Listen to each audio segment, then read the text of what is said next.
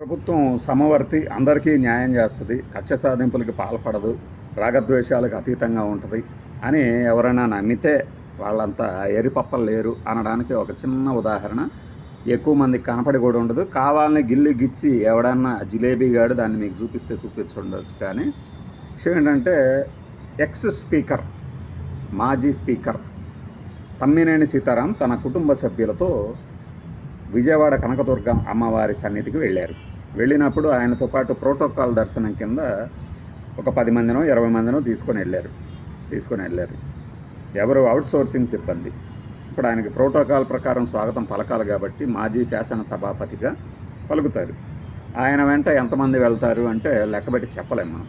ఒక 8 మంది రావచ్చు, 10 మంది రావచ్చు, 20 మంది రావచ్చు, 50 మంది రావచ్చు.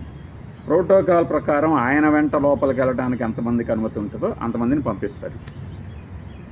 40 మందిని పంపించకపోవచ్చు. కానీ అక్కడే ఉన్నటువంటి ఆలయ కమిటీ చైర్మన్ ఎందుకు 20 మందిని పంపించావు అంటూ అవుట్ సోర్సింగ్ సిబ్బంది మీద కేకలు పెట్టాడట.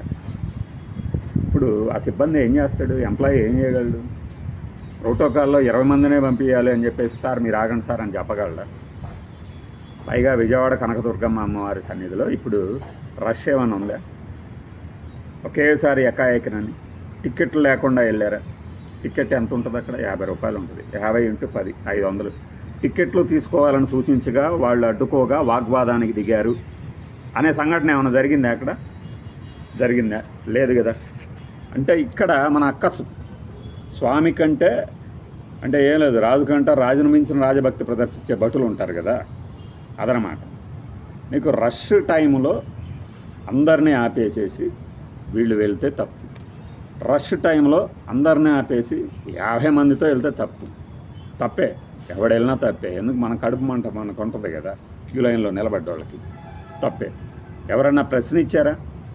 ప్రశ్న ఇచ్చేవాడు ఎప్పుడు ప్రశ్నిస్తాడు. ఇద్దరు వెళ్ళినా కూడా ఏందా ఆ క్యూ లైన్లో మేము ఎట్లా నిలబడితే అని వాళ్ళకి తెలియదు కదా. ప్రోటోకాల్ ఉంటుంది ఇట్లా, వీళ్ళు రాగానే వీళ్ళని ఈ మార్గం నుంచి తీసుకెళ్ళాలి అని.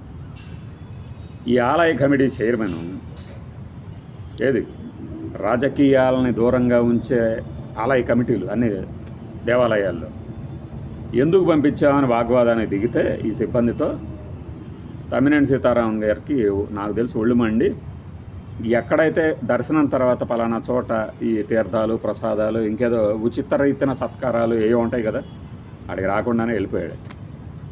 ఇది దర్శనంకి వచ్చిన వాళ్ళతో వ్యవహరించే తీరు. ఒక 10 మంది ఎక్స్ట్రా.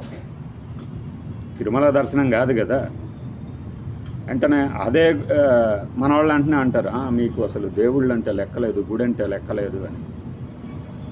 క్యూ లైన్లో విఐపి దర్శనము, తిరుమల, శ్రీశైలం, విజయవాడ, కోటప్పకొండ, మా ఊరు చివర ఒక చిన్న ఇసప్పాలెం గుడి, ఇవన్నీ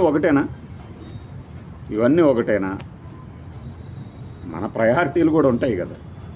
అక్కడైతే ఒకలాగుంటుంది, ఇక్కడైతే ఒకలాగుంటుంది. ఇక్కడికి వచ్చేసరికి ఏంటంటే మామూలుగా వెళ్ళి దర్శనం చేసుకునే వాళ్ళు కూడా తక్కువ ఉంటుంది.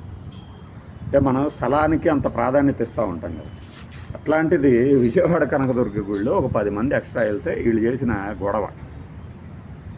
రాజకీయాలకు దూరంగా ఉంచుతాం కదా మనం దేవుళ్ళందరినీ, ఇది వీళ్ళు చేసేది. ఇదే ఈ మన లోకల్ ఎమ్మెల్యేలు ఎవరైనా వచ్చి వెళ్ళి ఉంటే ఏం చేసేవాడు? ఈయన ఆలయ కమిటీ చైర్మన్ సాగిలబడి ఉండేవాడా? జస్ట్ అడుగుతున్నాం అంతే. అతను చేసిన తప్పు అని కూడా అనట్లా. మనం రాజకీయాలను దూరంగా ఉంచుతాం కదా అన్ని ఊళ్ళల్లో, దాని గురించి మాట్లాడుతున్నాం. అదనమాట విషయం.